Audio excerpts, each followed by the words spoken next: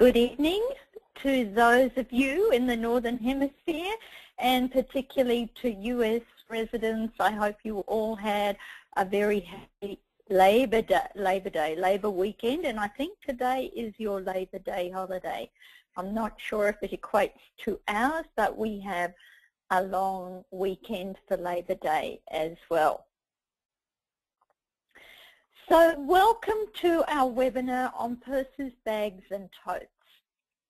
And I want to let you know, and I will repeat it because we get more people as the webinar goes on, that all that I will be going through with you today and describing will be and is included on the download on our website. It's already there.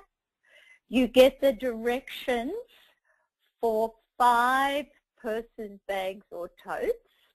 So in total you get 5 directions with pictures. You also get the patterns for all of them, including the Jazzy and Me Quilt Market Bag. And I think Simon said there are 15 designs. So you get all of this in the download, and the cost, which he didn't discuss with me, is only $30. Is that correct, Simon?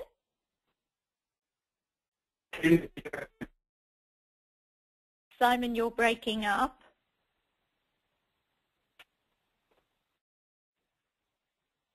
I think Simon had trouble with his phone this morning and had to go and get it fixed, and I do not think it is fixed. So, Si, if you're listening to me and can hear me downstairs, can you pop up here for a minute, please? Sorry, I do have a cough and I have something here to drink. Sorry, you get 20 designs. Now you can type in questions and Simon will answer them. If you need me to respond to them, he's going to have to run upstairs because of the problem with his phone. I don't know if it's his speaker or what, but he's had trouble with his phone. So let's move on. Hang on, I'll get out of here, and here we go. You know, it's lovely to leave a little sparkle wherever you go.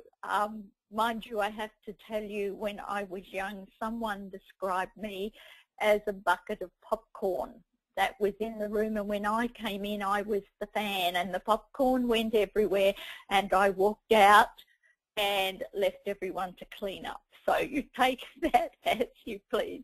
But sparkle sounds so much better, don't you think? All right.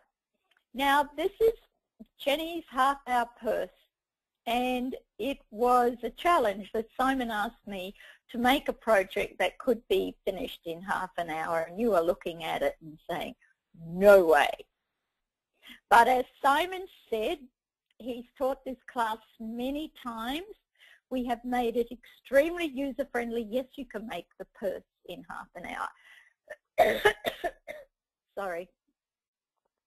But the embellishments are a little add-on. But he did say they all completed the purse with everything in 3 hours. So let's start at the top with this one, and the next one is a different shape. So you get the 2 patterns. Twisted cord handle, fringe using my magic tassel and fringe maker, the tassel, this butterfly, and this butterfly. So they're all included in your download, as well as the pattern with absolute directions on how to make the purse, as well as this purse, and you get this design and this design and this butterfly design. So I actually did it so people had small areas in which they can quilt. And here I have done, the flap is done in McTavishing, and here the flap is done with stipple quilting. It's only small areas for you to do, and it's done with metallic thread, as are the stitches. And it's just a nice way and a small way for you to practice your quilting. Of course, if you don't want to put it in there, you can do all guided stitches, or you can do stitch building, whatever you like. But I do love playing with my sewing machine, particularly the decorative stitches. Now, for everything that we do, and you must be so sick of me saying this, is we iron Sheer Magic or Sheer Magic Plus to the back of all our fabrics, depending on what we're going to use them for. And as we Are you there? Hello? Yes, yes, Si. Yes, I can hear you. You need to slow down. You need to slow down just a bit. There's a delay with the slides and your words. So people are asking if you can just slow down changing the slides, because there must be a slight delay in some places. Do they want me to go back? It's working. Yeah, why don't you go back? It's working for me, so I'm hoping it's just a slow connection at the other end. This is where it's difficult, everyone, because we're all dealing with different internet connection speeds. It goes from Jenny's computer to a server in Australia to a server in wherever, and then it goes down computer connection. So sometimes there is a slight lag. There's absolutely nothing on this planet we can do about that, so you just have to be a little patient. Jenny will try and go back to where she was at, and we'll go from there. Some people are only just seeing she leaves a little sparkle page. Looks like there's quite a lag. Oh, that is very slow, isn't it? Yeah. Okay. So if it still does this, we may have to disconnect Jenny and reconnect Jenny. So we'll just see how we go. But if you want to go back to that sparkle slide, that might be a good idea. Okay. We are back to the sparkle slide. Now what I need you to do is I am flipping to my next slide, and I stayed on this for quite some time actually, so there must be a very big lag. So, and I did talk about my half-hour purse, and you've all heard the story. So Simon, are they hearing my voice? Is there a time delay with the voice? I think that I'm getting I'm getting a whole bunch of different things. Some people have no lag at all. Some people are seeing the slides. Some people are not seeing the slides. So I'm absolutely, without a doubt, no idea what's going on. So all I can suggest is that, unfortunately, we're going to have to just keep going with the webinar, and hopefully the connection speeds at everyone's end will. People are saying voice is fine, working for me, so let's just keep going on. Yes, yes, we will need to do this, I'm afraid. Remember, this will be put up by tomorrow on our website, and you will be able to watch it from there. And I know we do have these problems in various areas depending on your connection, and particularly if you're working on a satellite connection. Might be a good idea. I don't know if this is right or not, Si, if the people that are having difficulty disconnect and redial in. What do you think, Si? I think we've just got to charge on ahead and get going with the webinar. Yes, all right. Or my voice is never going to last. If you're getting lags or whatever, unfortunately we can't troubleshoot, you know, the 200 people are on the line, so we're just going to go ahead. If there are issues, I apologize, but please watch the recording if you're having any issues. The recording will be up tomorrow. So I'm sure you've heard my voice. This is the half-hour purse. This is one of the patterns you get. And coming up on the screen, on my screen now, is the purple and green one. We had pink and green. This is purple and green. This is another pattern that you get, and the full directions to make everything in the purse. So I am now back to the preparation. I'm going to have to rely on Simon to see how things go from here. And as I said, you will have heard me say this 1,000 times at least, we iron Sheer Magic or Sheer Magic Plus to the back of any fabric we use. It is, along with Quilt Magic, it is two of our absolute favorite Jenny Haskins products. So we iron the Sheer Magic to the back of the silk, and then the Quilt Magic to the back of the Sheer Magic. Now, whenever you're using any sort of fusible product, you need to use steam and heat. I cannot reiterate that enough. And you need to iron from both sides of the product. Now, the beauty about the Quilt Magic is that it is a punched batting, and so when you do iron it, you do not lose the loft. So everything has to, the Sheer Magic, when you iron that to the back of the silk, you iron it from both sides, and the two products, the fabric and the stabilizer, have to appear as one fabric. No wrinkles, no anything, one product. You do not want there to be movement between the two products. When you are satisfied with that, then iron your Quilt Magic to the back of the Sheer Magic. Again, they have to appear as one product. Now, both of these purses come with patterns, and you are given very, very clear directions and step-by-step how to lay out your patterns, how to cut your fabric, and how to place your patterns on your fabrics in your directions. But I want to make this little part very clear. When making this half-hour purse, you need to be very accurate with, number one, your tracing around the outside edge of your pattern once it's on the pattern, on the fabric. Be accurate in straight lines. You can see it here. And you also need to use lovely sharp cutting shears to cleanly and accurately cut out each piece.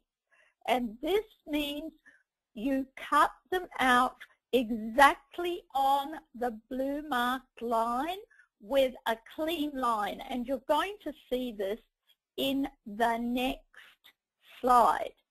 Now you will see here that I'm coming back to this. This is our purse flap, and we cut two of these out, and this is the front as well as the back of our purse and lining.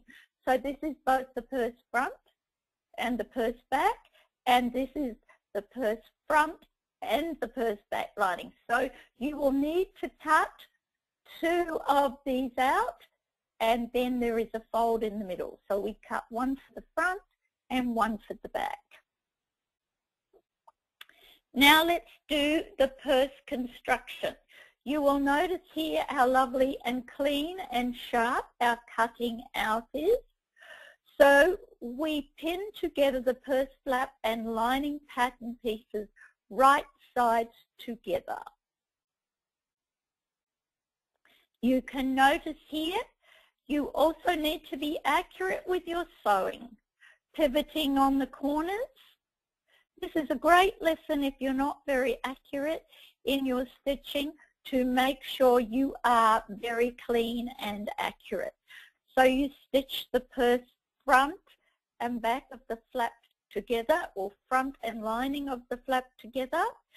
Clip the corners, and if you feel you need to clip into the curves, by all means do that. And turn it to the right side, pushing out the points. Make them nice and sharp. And then you top stitch, which is another lesson in accurate stitching. And I suggest you use your open toe foot and needle positions on your machine. So you can place your foot centered over the fabric, should you choose, and move your needle into the position so it's stitching accurately for top stitching here. So we top stitch right around the flap on all sides, including across the top here. Now let's do with the purse front and lining and back and lining, and remember these were all in one piece. So this time we fold the wrong sides together for both pieces, and again notice we put our pins vertical, horizontal to the vertical seam lines, and we've used glass headed pins so we can iron over them and they won't melt. Now once again we do repeat exactly what we did for the purse flap, and you can see here we have scant 1/4 inch seams. We've clipped the points, and if you need to, clip into the curves.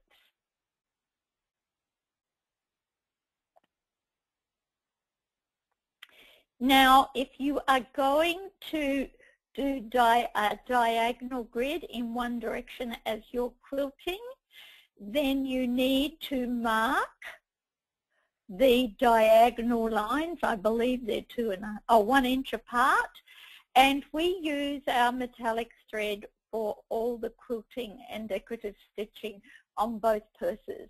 Now the Jenny Haskins metallic thread just goes through a normal needle. We never change our needle when we're using this thread, whether it's for quilting, decorative stitching, whatever. It'll go beautifully through our Microtex 80 needle. The reason being is that it is a strong polyester base or core thread wrapped in metallic fibre and coated with mylar. And mylar is a lubricating agent which is released and allows the thread to pass very easily through the needle without expanding. Now all we used here was a triple stitch, or you can use a stem stitch, or you can use any decorative stitch you like, and we just did this as a machine stitch quilting grid in one direction.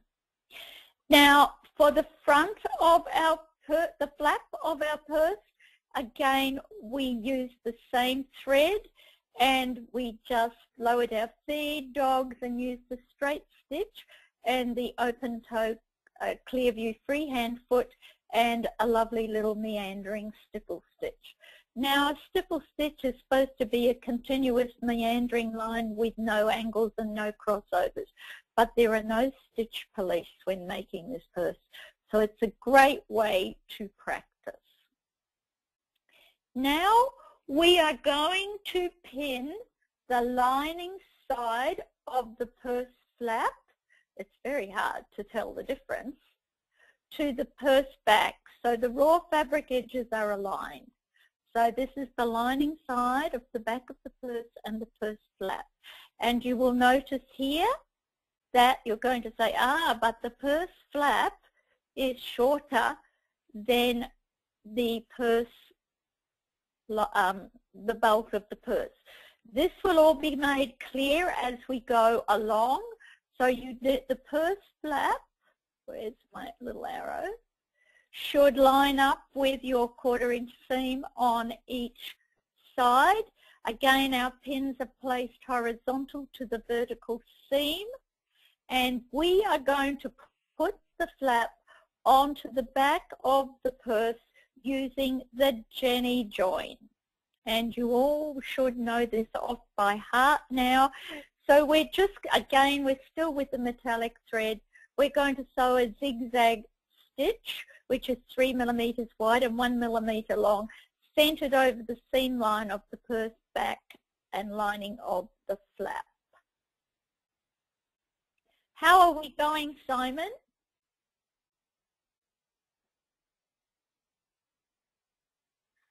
We're still having a few issues, but just keep going. We can't. Sorry, I apologise to the people having problems, but there's a lot of people who aren't, so we really just need to slog on. So please keep going. So now we turn the purse back and flap to the right side. So when we actually did the zigzag, we were on the wrong side. Now we're turning it to the right side to sew, again with the metallic thread, a 4 millimeter wide satin stitch with a length of 0.25. So here we are, we're covering up. our zigzag with a beautiful satin stitch. And then if you're adventuresome like me, you know, there is never too many stitches for me. I also had to go, and we're still using our metallic thread, to sew a row of a lovely little satin stitch scallop on each side of our satin stitch down the middle. And remember, it is yes, so you need to align, what I wanted to say, the straight edge of the satin stitching with each side of the satin stitch that covered our zigzag. You can use any. I'm going to interrupt for just 1 second. Yeah. If you're having problems with the slides not catching up with the sound, someone has just disconnected and reconnected, and that seems to have fixed the issue. So if you're having problems with the visuals not working, please disconnect and then reconnect, and that should correct it. Unfortunately, it doesn't have anything to do with us. It's to do with the connection speed or how it, oh, now someone's saying it's not.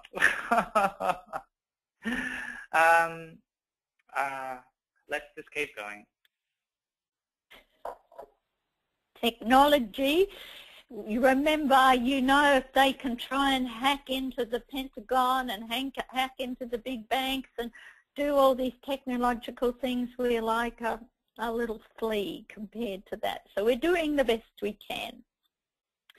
So now we are going to pin, then stitch the right sides of the purse front and back together, making sure the opening at the front of the purse is aligned with and parallel to the center of the row of satin stitching that joins the flap to the back of the purse. Stitch from the lining side of the purse. So what I am saying is that this edge should be aligned with and parallel to the row of satin stitching, and again you will notice our 1/4 inch seams are going to exactly line up with the flap of the purse that is already lined. So now we are going to sew a 4mm wide zigzag stitch with a length of 0.7 to overlock or serge the raw fabric edges of our seams. We're still on the wrong side, and when you are doing this, make sure that the swing of the zigzag does not go over your straight stitching. That is putting the purse together. That is holding it together. This is just over your raw fabric edges. Now we turn the purse to the right side, making sure all the corners, once again, are pushed out sharply and the curves are smooth, and then press it with a hot steam iron. Use the open toe foot and once again needle positions with green thread in that needle and bobbin to stop stitch around the edges of the purse front and back. And that is something you will need to have remembered. I don't know if I emphasized it around here. Have the green thread with your needle and bobbin at all times for this purse. So now it's a half hour. That's all it's taken you is half an hour. Turn the flap over to the front of the purse and hand sew a closure section to the point of the purse flap and a corresponding position of the purse front. How easy was that? You now have a purse that you can leave as it is, or you can do what Robbie and I always do, take it over the top. So now we're going to do our embroidery. Use Dissolve Magic Soluble Stabilizer hooped with nylon organza. So you sandwich your Dissolve Magic between 2 layers of nylon organza to stitch out 2 matching medium-sized butterflies of that we've included, and 1 soft pink and 1 in dark pink for the front of the purse flap, and 2 different matching small butterflies for the tassel enhancer. Use the magic stencil wand or your heat cutting tool to burn around the outside edge of the 4 butterflies once they've been embroidered, and remember to use the same coloured thread in your needle and bobbin, and remember to leave your embroidery in the hoop when you are cutting it out. Place it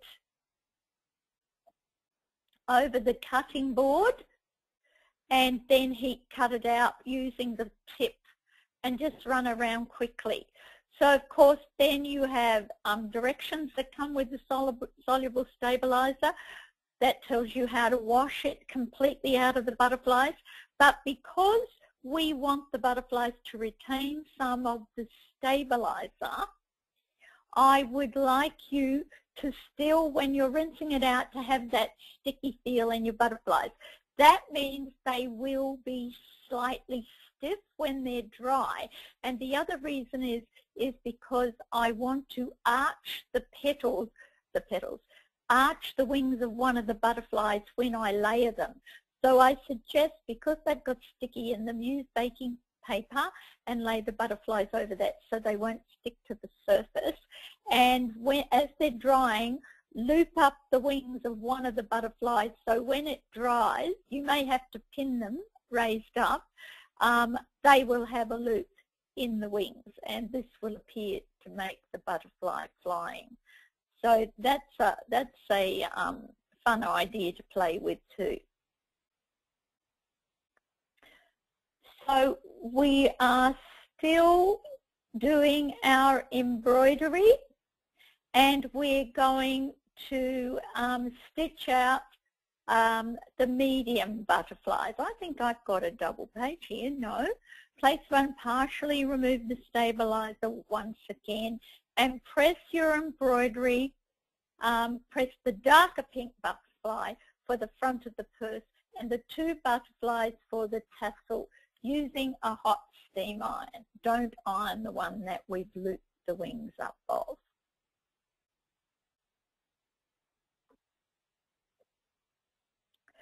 So I can see that my slide hasn't moved on yet. So the next thing, of course, we have to do is our tassel. Now, using the pink and green threads to make the tassel that you've been embroidering with, wind them all together. So you can have dark pink, light pink, you can have green metallic thread, whatever threads you have there that match the purse, have them all together, tie a knot at the end of them, and then we are going to use the magic tassel maker to make the tassel, which I am going to go through step by step. Now the directions do come with the tassel maker, and I'm going to go through that with you. You will need a beading or cording foot. So what we're going to do, you can see there's a little, where's my slot here. Anchor your threads to start with in this little slot, and then wind the threads around. I think at one stage we said about 80 winds. So just wind your threads around, but it will depend on how many threads you're winding together. So you can see the approximate thickness that we have on screen that we've wound our threads around. Now you did notice that there was a gap in the middle of the tassel maker, and this is where we're going to sew. Now I'd like you to set your zigzag at the widest width that you can. If you have a 7mm maximum stitch width or a 9mm maximum stitch width, lower your feed dogs and put on your beading cording foot. Now, as you are going to be free motioning this, so you'll have your foot in the free motion position, you can adjust the length of your stitch yourself. So you encase all the threads in your cording foot, and remember to use the tie off at the beginning and the end so you secure your threads. And then by moving the tassel maker backwards and forwards for around 1 inch, you will then bind and wrap your threads. And what will happen is that, and have a fairly tight tension on, and that will wrap your threads beautifully. Just keep moving it backwards and forwards for about 1 inch in the center of the gap of your tassel maker. This is not difficult to do. It is very easy. I know it may be a new technique for some of you, but it's easy to do, and you can see we use the metallic purple thread here to wrap the center of our cords. And this keeps all our cords nice and tight. And of course, the next thing we have to do is, you've guessed it, we have to clip it free. So we start clipping our threads from both ends of the tassel maker and releasing the foundation cord.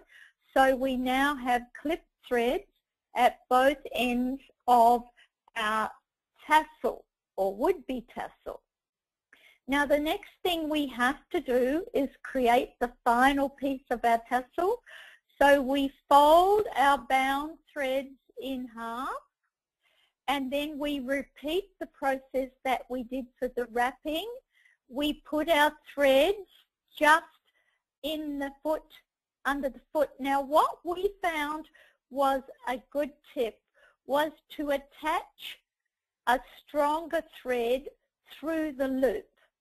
So loop a stronger thread through the loop in your tassel and extend it about as far as my arrow is going, and not the ends. And that gives you something to pull the tassel, the folded tassel, through your foot, and something that makes it easier for you when you're wrapping and tying both together. Now isn't that gorgeous? And you can match that to anything, and tassels are quite expensive, so you can make your own tassels to match anything you like. Now the other thing we like to do is to make our own fringe. So you follow your step-by-step pictures that come with the fringe and tassel maker. And this time we're using, and I do say bulky pink and green knitting yarns, but you can use, and in the other one we have used purple and green yarns. Technique is the size, and you will need a 1/4 inch wide ribbon, and we're making an 18-inch length, or whatever length you wish to make. And you can get so many fabulous effects with the fringe. I remember in Houston one year when we introduced this, one of the girls had about a 3-yard length of fringe, and she just kept demonstrating and passing it along. So you can see here we have wrapped out our thread. We've stuck the end piece together. Here is the knot at the beginning, and they're wrapped around only the opening in the middle of our tassel fringe maker. And then what we do next is we're going to place our 1/4 inch ribbon over the center of the ties, the wraps, and in the space in the center. This is now, we're just going to do a zigzag stitch down the center of the ribbon to hold the ribbon to both sides of the wrapped threads. And then, of course, we have to release the fringe from our fringe maker. And so, of course, we have to clip both sides. We are clipping both sides of the wrapped yarns to release this part of the fringe from our fringe maker. I've just heard Simon run up. So now what you can do is have a continuous line of ribbon, clip these, move them up to the end, keep your yarn going here, or just start a new lot of yarn if you don't want to keep the yarn going, and wrap again right up to this end and extend your ribbon along, and you can do this for as long as you like. You can make as much fringe as you like just by wrapping, clipping, wrapping, stitching, clipping, wrapping, stitching, clipping. So you can see how easy this is to make. Now we're going to make a bulky twisted cord for the purse handle. Now the directions do come with the fringe maker and tassel maker as to how to do a twisted cord in the bobbin, and we have demonstrated this so many times and given the directions for it. Basically you need an empty bobbin from your machine, and when you're doing bulky yarns you can have as thick as you want it, but of course they will not pass through the hole in the middle of your bobbin.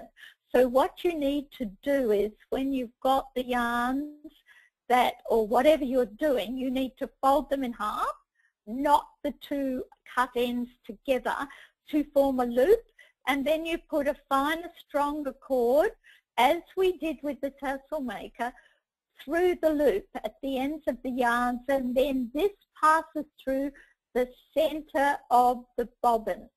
And so when you push the empty bobbin onto the bobbin spindle, it secures the yarns to the bobbin, so that when you engage the bobbin winder, the yarns will twist. And when the yarns, so what you do is you put this cord through the center of your bobbin, attach your bobbin to your bobbin spindle so the finer cords are caught in and held securely through the center of the bobbin against the bobbin spindle. You may need someone to help you with this as you practice, but basically you have to then hold the knotted ends of your cords out straight. So to start with, go to your machine, engage your bobbin, and then stand back the length of your yarns and hold them, and they will automatically twist until you start feeling them pull back a little on you. So they're pulling back to the machine. That means they're twisted firmly. You then go take the knotted end back to the bobbin while it's still spinning. You do this quickly. Disengage your bobbin and release the cord through the center of the bobbin whilst holding the folded end and the knotted end of your twisted cords together, and then this will release the other end, and you will find your cord will automatically twist together. Knot the folded end and the knotted ends together, and you have a beautiful twisted cord. What we did for the purse handles were we then clipped. So we left an end on each end of our twisted cord and clipped it so it formed like a little tassel at the end anyway. So this is just a fabulous way to make your bulky handed twisted cords, and you do exactly the same for the purse enhancer.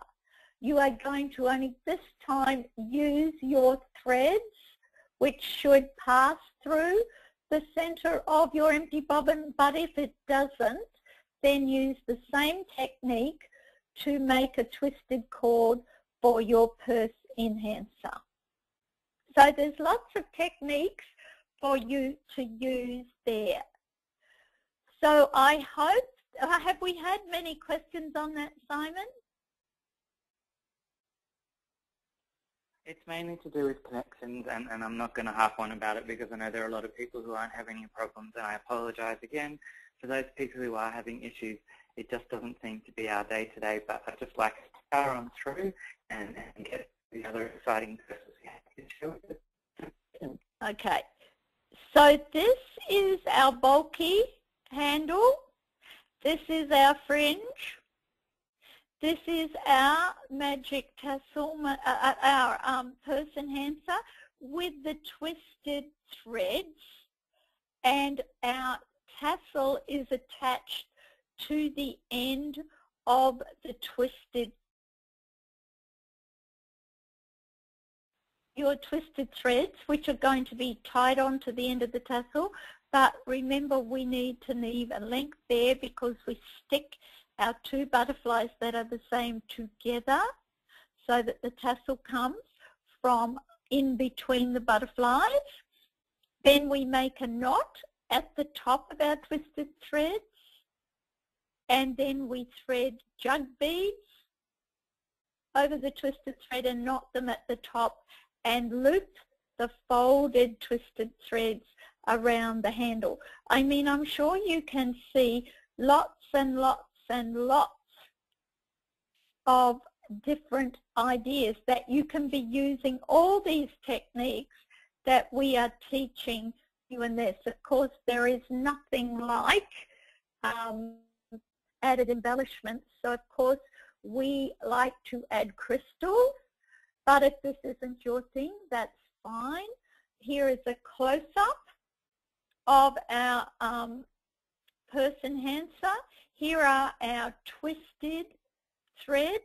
Here is our fringe and the jug beads. So I hope you've enjoyed all the techniques that I have shown you in that. Now you do get the pattern for both purses. There are two different patterns for both the purses, and you can use whichever pattern you like or make up both of them. Remember, today is the oldest you've ever been and the youngest you'll ever be again. That's pretty frightening. I'm not sure that I want the oldest bit, but I definitely don't like the idea that it's the youngest that I've ever been. So on that happy thought, I'm going to make the most of today, because every minute that I waste or I am negative or not happy, I will never get that moment back, nor the youth that goes with it. So let's move on to the purple puff evening bag. Of course, purple is my favourite colour and my gorgeous little granddaughter, Simon's daughter Frankie's favourite colour, who loves to say, purple nunu, purple nunu. You always got to get the in there. So this you also get the pattern for, and the quilting design, and the lovely purse enhancer, or this is actually a pin or a brooch.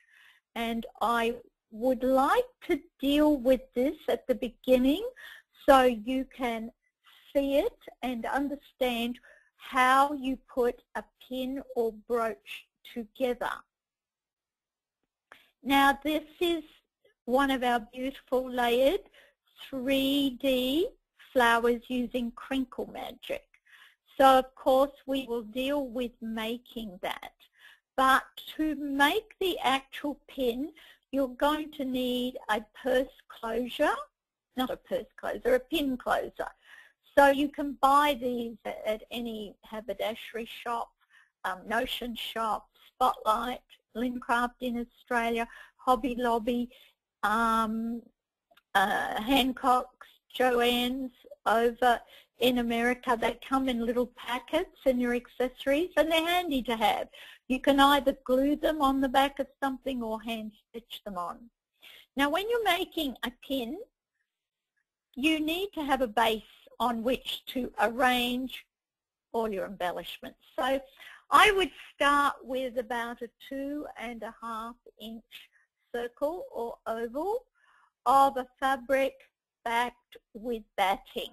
Doesn't matter what fabric, but as this is purple, I would use any leftover scraps of the purple velvet or You could use felt.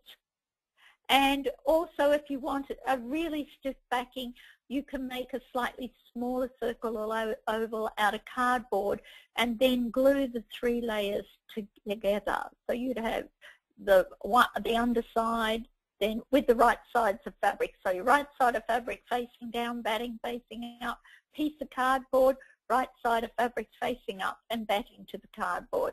Glue the 3 layers together. If you really want to, you can leave a seam allowance around the edge of your cardboard cutout and stitch them together. Now we have the base. I do suggest that you center at this point in time, center and glue or hand stitch, or you can glue it and hand stitch it before you put the 3 layers together, your brooch pin or your brooch pin or closure of your choice on the back of your brooch or pin. And then with anything like this, we are going to start from the lower. Like in nature, we're starting from the bottom of the pin working upwards. So we would not put our flower in first. So the first thing I would put on is the lace on one side. We have a small piece of lace that we have glued to as our first layer. Now I suggest you arrange your embellishments and your accessories to go under the flower first and make sure you're happy with them, and when you've done that, you then start gluing them in place. So here we go. We put a little bit of our lace that matches the lace at the bottom of our purse. If you don't want to do that, by the way, I hand dyed the lace. It's very easy to dye rayon lace as it's a natural fibre. And then I just flick this on further, and I'm sorry. So now we do our beads. Now we hand beaded this, but you can buy beads and just or have a necklace and loop them around underneath. As long as they're fine beads, you could just loop them around. So the next thing we are going to add are our folded ribbon leaves. And this is just a piece of double-sided satin ribbon that is folded in on itself to make our leaves. And then we tucked in right here, we tucked in, these are the ends of 2 earrings. That's all they are, very cheap earrings. This is wired organza, green organza, and the wire is encased in gold. This was purchased, and here we have organza, and the pink is a yarn. I don't know what sort of yarn it is, but it is definitely a yarn. I'm sorry the slides have been moving. They've been moving on me. So we're back to the purse again. And then the last thing you do is glue your flower in the center of your pin. Glue your flower in the center of your pin, and remember to put the leg of a round chair. You only glue the 2 flowers together in the center, and then put the leg of a chair in the center to secure the flowers together until the glue is dry. And in doing this, it pushes the centers down and puffs the petals up more so, and then of course your crystals go in last. So I hope everyone has followed that and has had enough time to look at the purse in detail. Now, a purple puff evening bag is an enlarged version of the half-hour purse and can be made from a puff quilted in the hoop grid design.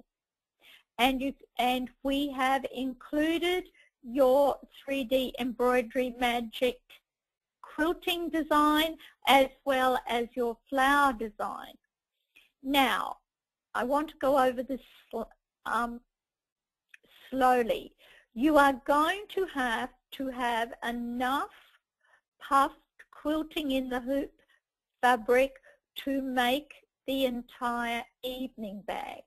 Now, those of you who have a 200 by 200 hoop, if you embroider 3 of those designs, which is our quilting in the hoop, enough for the purse front, flap and back, you will need to do 3. For those of you who have smaller hoops, it will depend on the size of your hoop, the number of quilting designs you will need to stitch out. And what I suggest you do is, the first thing I want to say, whether you are doing quilting designs that have to be pieced, or whether you're doing your quilting design as one piece, you puff your fabric before you cut out the pattern, because you have a 30% shrinkage. Now, for those of you who are going to have to join your quilting pieces together, join them with the Jenny join and join them first before you puff them and then cut out your pattern. Now remember, if you have smaller size quilting squares that you're using, you can actually make a pretty pattern by the way you join your squares. And you might even choose to change the colors of your fabrics and make it look like a patchwork purse. It's entirely up to you. But I, again, am going to say you need to have enough fabric to cover the pattern pieces after it is puffed. And for those who are piecing, remember to piece your quilted fabric before you puff it. Now, to puff the purse fabric, what you need to do is, in your quilting, you are layering we use the silk velvet backed with sheer magic, and then our crinkle magic, and then our batting. And you steam and heat the velvet, which has the crinkle magic underneath it, which shrinks and puffs up the velvet. So make sure you do that and hold the iron over the velvet until it crinkles and puffs up. Now you make up the purse in exactly the same manner as you have made up the half-hour purse. To make your 3D flower, the crinkle magic is sandwiched between 2 layers of polyester satin to embroider the 2 flowers with matching thread to the fabric in the needle and bobbin.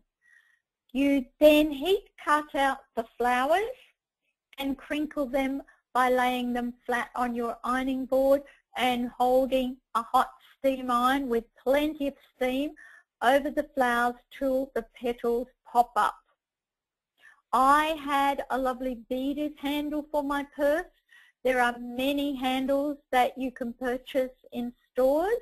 Get a nice handle that matches your purse and secure that to the top of the purse, and then secure the 3D pin to the center of the purse flap and a decorative pin to the center of the bottom of the purse. Remember, when you are making up the purse, if you want the lace at the bottom of the purse, you're going to need to include that in the seaming of the purse front to the purse back and flap.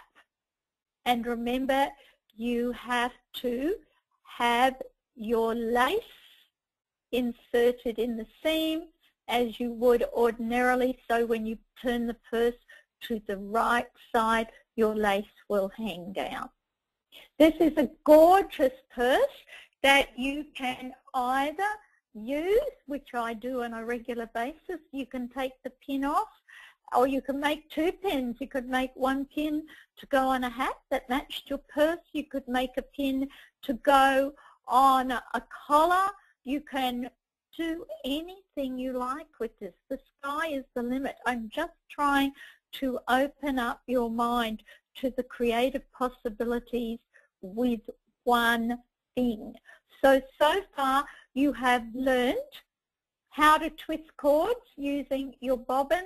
You have learned how to make a fringe, a tassel, my half-hour purse, a pretty pin, how to do puffed velvet fabric using Crinkle Magic, and this has opened up, I hope, so many creative ideas for you.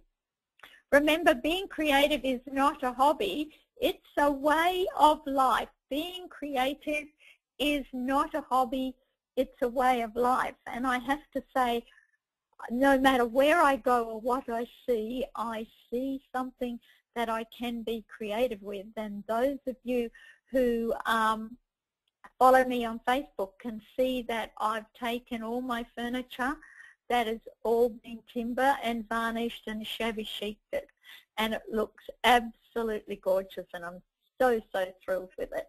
So that was my little adventure. And remember, when you step out of your comfort zone and do something that is new and different, you open the doors for others to follow. And that was exemplified recently when I did my dressing table, side tables, bed head and foot, and also did my beautiful little purple chest of drawers with Chris.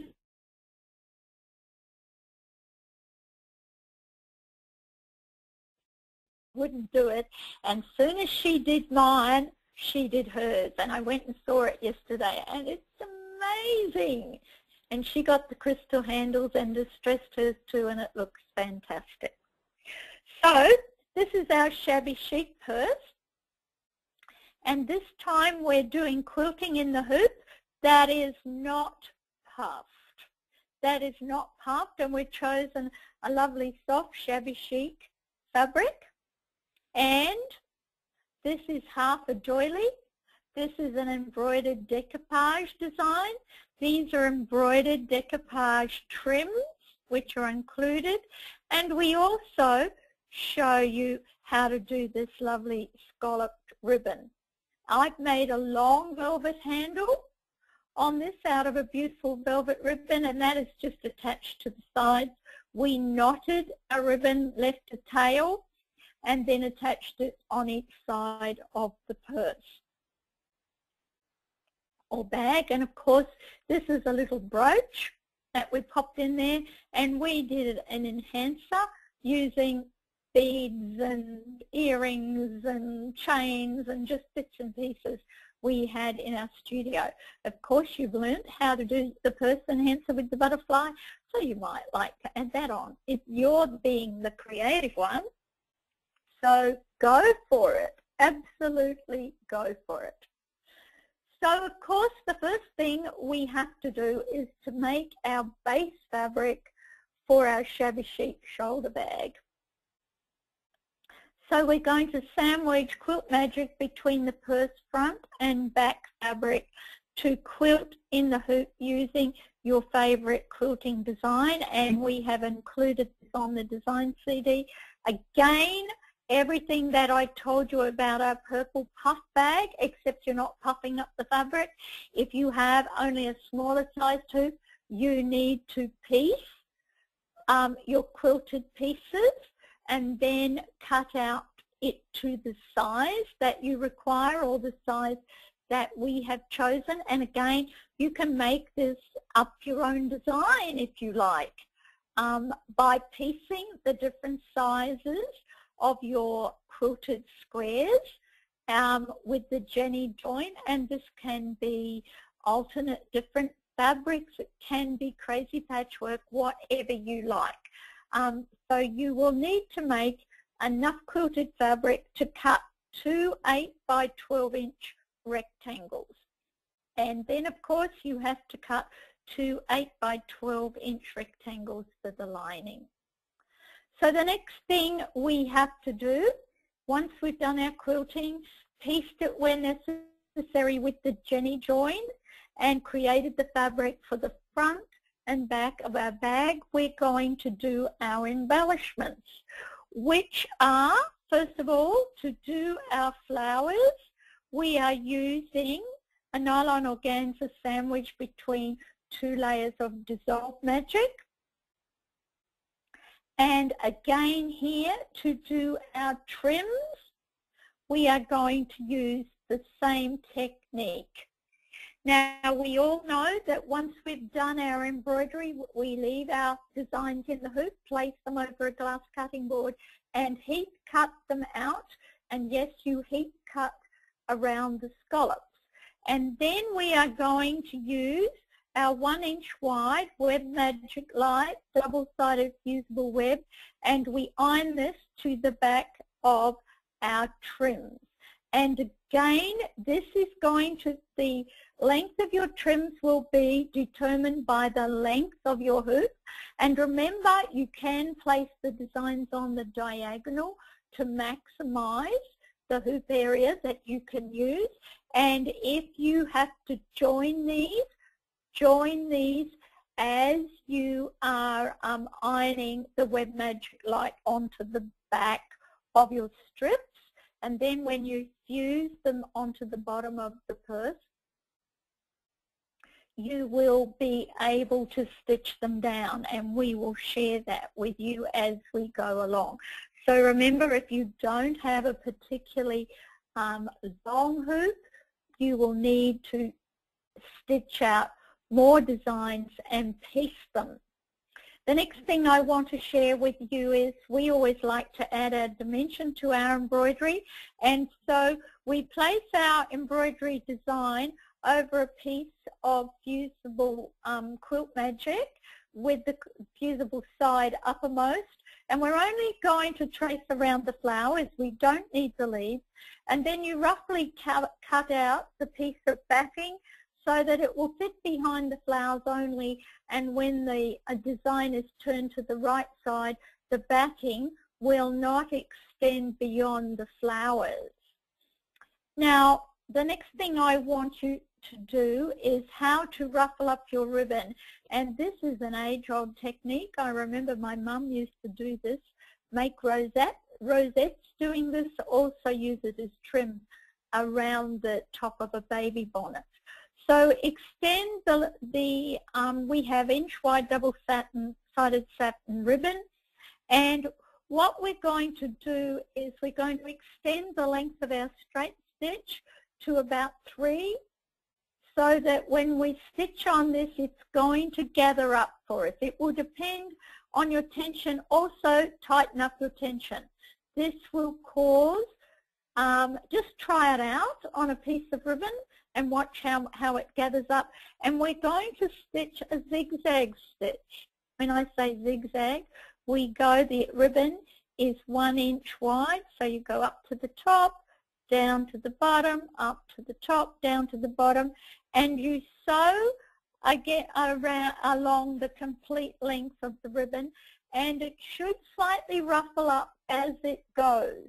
It should ruffle up as it goes, depending on your tension and the length of your stitch and your ribbon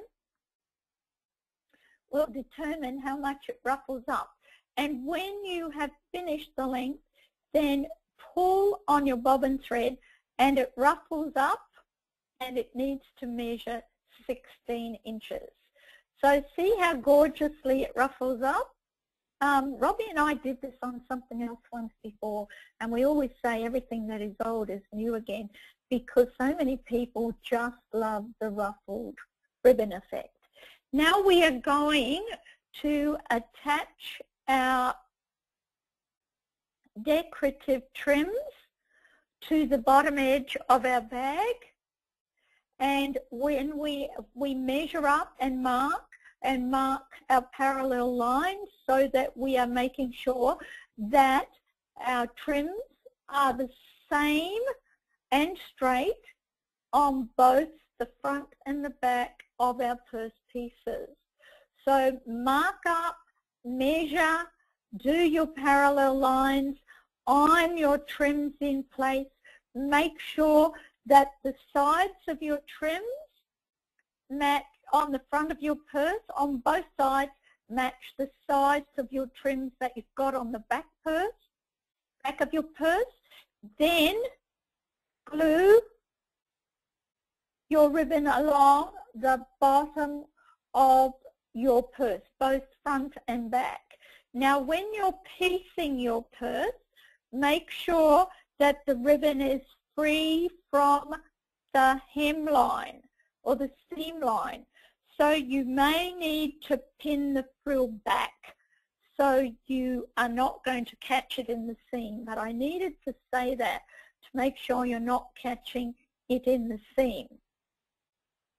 The other thing you can do, if you do not want to put your ribbon on at this time, when you've seamed the bag, you can glue the ribbon round the bottom of the purse or bag once you've seamed it. You may find that easier, but don't stitch it down or you'll shorten your purse.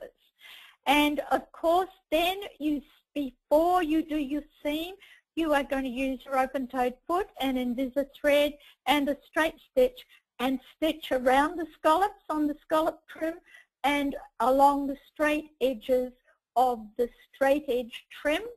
And then we are going to touch the straight side of our doily that we've cut in half to the top of the purse front. So you can use the photo as a guide also to position the roses centered over the doily, glue them in place, and then use invisa shear thread and an open-toe freehand foot and a tiny stipple stitch to stitch around the outside edge of the embroidery, and you may choose to stitch around the centers of the flowers and between the petals and around the petals that go over the leaves, and this helps puff up the flower. So we are going to seam the lining panels together, right sides together, and stitching around the sides and across the bottom only, not the top. Press the seams open and then turn under a 1/4 inch hem to the wrong side of the top of the lining and press. Join the purse front and back together, right sides together, being careful not to catch the ribbon in the bottom of the seam if you put that on first, and then stitch down both sides of the purse and across the bottom of the purse. Press the seams open and then turn the purse to the right side and press. So we've got our purse lining and our purse front and back pieced together and all pressed beautifully. So the next thing we have to do is slide our lining inside the purse, making sure that it is pushed down to the bottom of the purse and into the corners at the bottom of the purse. And then we are going to turn under to the wrong side of the front and back of the top of our purse, our hem, so that it aligns with or is slightly higher than the lining. And you may find it easier to glue the two seams, folded hems together before you stitch them. We do that and we just pin them in place. Now remember, you have to make your machine a free arm machine so that you can stitch the top of the purse evenly around the top of the purse, which gives you a nice finish. And now all we're going to do is stitch our purse handles, which is our velvet ribbon, to each side of the purse, remembering to leave enough at the end on both sides so you can tie a knot when you've stitched it in place and leave a piece that is hanging down as a decorative piece on the sides of the purse. So there are a lot of other techniques. You have learned how to make your own trims, your own braids. You've learned how to make your own laces. There isn't anything particularly that we don't make in-house from scratch. And that's what these purses, bags and totes are teaching you. Attract what you expect, reflect what you desire, become what you respect, and mirror what you admire. Attract what you expect, reflect what you desire, become what you respect, and mirror what you admire. This took me a little while to get this, but it is something really well worth hanging on to. Now this is Quilt Market Bag, and you get the Jazzy and Me pattern included in the download. And by the way, this, when we sell it normally, is $12, and we've sold thousands of them. So you do get that included in the download. I'd also like to suggest that you go on our website and view our Quiltomatic video, and this will take you step by step from scratch how to create Simon's Quiltomatic quilting in the hoop with the golly, I can't think, with his Quiltomatic quilting in the hoop and his built-in cutting lines on his blocks. So do go and view that, because if you're not sure of anything, that you will actually visually see it all being done together. Now the purse handles are inserted in between the lining and the front of the purse when we stitch the lining and the purse itself together, so that you understand that. And this is the top of our purse, which is quilted bag with a, we did a triple stitch vertical line, horizontal lines. This is a layered 3D flower, a rather large one. This is actually an old earring that we use for the center. Remember, when you're doing any of the crinkled flowers, which I have shown you how to do in detail, that you need to have the same coloured thread in your needle and bobbin. And these are leftover strips of fabric that we cut off the sides of our silk into half-inch strips. And I think this makes the bag look very bohemian, because we just threaded jug beads onto this and knotted them at the bottom.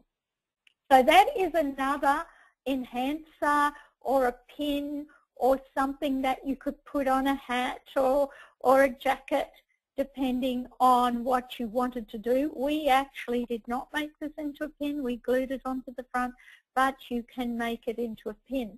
So again, you are learning new techniques. Again, I do emphasize that if you are not familiar with Simon's Quiltomatic technique, that you go and watch the video, view it on our website. But your sheer magic is ironed onto the back of the silk. You then have your fusible batting, Quilt Magic, layered next, and then you have your backing fabric, all layered together and hooped in the hoop.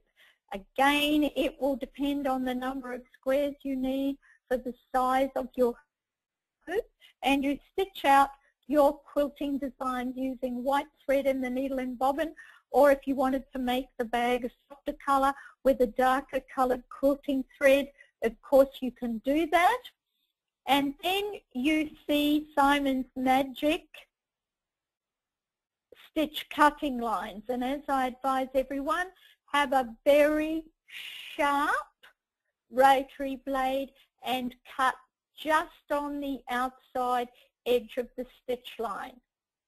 So I don't think I need to, I'm losing my voice, this is why I'm trying to go a little faster.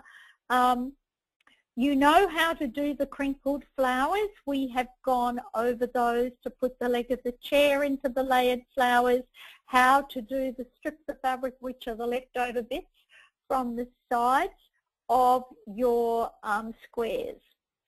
So you have to use the Quilt Market Bag pattern directions, an oval pattern for the base of it, for the guide to the guide to piecing the bag. Use the rotary cutter, self-healing cutting mat and quilting ruler to cut out a 4" by 37" strip backed with Quilt Magic for the top of the bag, 2 5" by 23" strips for the handles, and the oval base using the pattern on the Quilt Market Bag. For the lining, you will need an oval for the base and one 16 by 36 inch rectangle for the lining. You will need an oval out of stitch and shape for the base and two 1.5 inch by 22 inch strips for the handles. So these are all included, all these directions are included in the Quilt Market Bag. So you can go back and refer to them as often as you like. They're very direct and easy to follow. The only thing that perhaps would be a little tricky is putting your base in, and nobody's going to see that anyway. It's on the bottom. So we're going, once we've got our squares done, pieced if they need to be pieced to make the desired size, or you can make a smaller Quilt Market Bag or add a piece in the side and have a strip down each side if you do not want to quilt too many squares. So once you have your squares, you piece them with the Jenny join using the zigzag stitch and black thread and the needle and the bobbin. And then to cover the Jenny join, we use the Clover 1/4 inch bias fusible tape. Now this is still available in the black, but not in the cream. You can also use ribbon, you can use a braid, you can use a lace, you can make your own bias tape, or you can use a decorative stitch to cover the Jenny join. In Simon's Quiltomatic quilt, he used the same tape on the front and back of his quilt as he used silk on the front and back of his quilt. But for this exercise, it's entirely up to you what you want to do to cover the Jenny join. Whichever you do will look absolutely stunning. If you are using the tape, then you would use a black thread and an open-toed foot to stitch a zigzag stitch over the tape, centered over the tape. If you were using a decorative stitch, then your decorative stitch would be centered over the zigzag. I was hoping Simon was going to bring me another drink. Okay, Simon has reminded me I'm going over time. I'm trying to cover it all for you. So you will get the directions. You use your quilting ruler and fabric marking pen to mark your grid. Quilt it over your top piece of fabric. This is all in your directions. And attach the quilted strip to the top of the tote. To make the handle, I've got to wait for your, sorry, my voice is going. I'm waiting for your slides to catch up. Again, you can see we have our Sheer Magic Plus this time on to the back of our silk. This is our piece of stitch and shape, which is laid over that. You do get the directions where to put it. What we are going to do is fold this piece back over there and turn under a matching hem on this side and then fold it back over the stitch and shape, and this is going to form your handle. Now once the hem has been made on both sides of the stitch and shape that you can see in this slide, we then glue the piece that is folded over. Rather than stitch the seam, we just glued it down in place.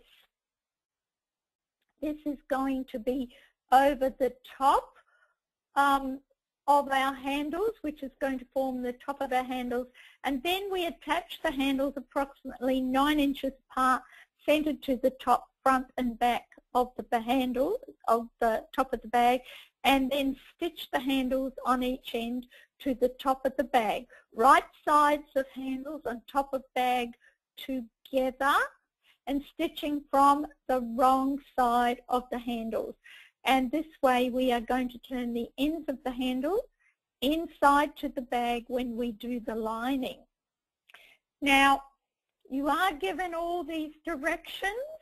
I'm just going to quickly run through the slides. You've cut out your oval of stitch and shape. You have placed it over your fabric. You slightly gather your fabric round the stitch and shape and pull it in until it sits snugly around the oval. And then you join your lining fabric into a cylinder and attach the oval to the base by doing a similar thing, gathering up your lining piece, thank you Simon, your lining piece so that it fits around the bottom edge of your lining fabric, stitch it together and then turn it to the wrong side of your lining, attach your base to the base of your bag, push your lining inside the bag, make sure the oval at the bottom of your lining sits snugly and smoothly on the oval base, and the sides of your lining align with the sides of your bag, and then turn under the hem on the top of your bag, the inside of the bag, and turn the lining hem to the wrong side so they both align. Pin, glue the two seams together and then stitch around the top of the bag. I'm doing this with my hands, but none of you can see.